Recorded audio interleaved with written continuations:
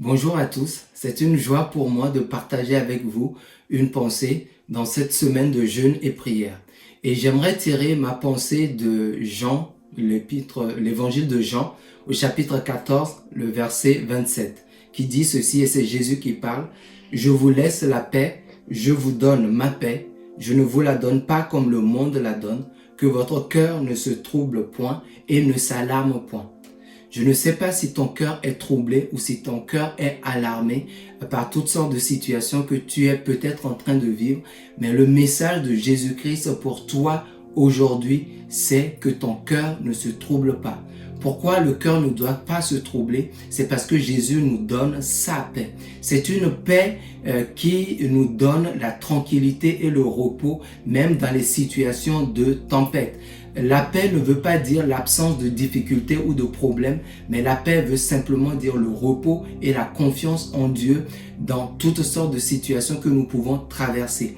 Et j'aimerais nous proposer deux chemins pour connaître et pour expérimenter cette paix divine. Le premier chemin, c'est d'abord d'être simplement réconcilié avec Dieu, c'est-à-dire d'avoir fait la paix avec le Créateur de l'univers, celui qui a créé toutes choses, qui a toute puissance, celui qui connaît ton avenir, celui qui connaît ton passé, celui qui connaît ton présent.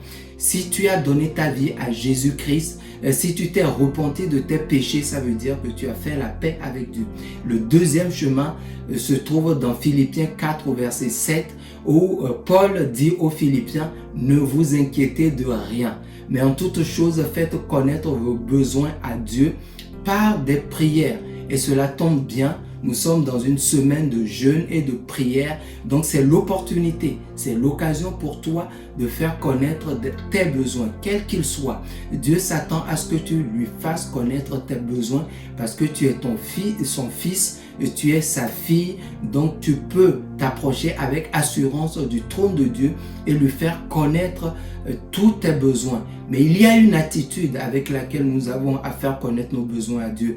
C'est avec des actions de grâce, dans la reconnaissance, dans la paix et dans le repos. Et ce verset nous fait cette promesse. Si nous faisons cela, la paix de Dieu, qui surpasse, qui dépasse toute intelligence, notre intelligence, cette paix va remplir notre cœur et cette paix va nous affermir dans la confiance en Jésus-Christ. Alors je t'invite au cours de cette semaine, et même après et même plus tard, à expérimenter et à vivre au quotidien la paix de Jésus-Christ. Donc que la paix de Jésus-Christ soit dans ton cœur et que tu restes ferme dans tes sentiments et dans la confiance dans le Dieu Tout-Puissant. Que ton cœur ne se trouble pas et ne s'alarme pas.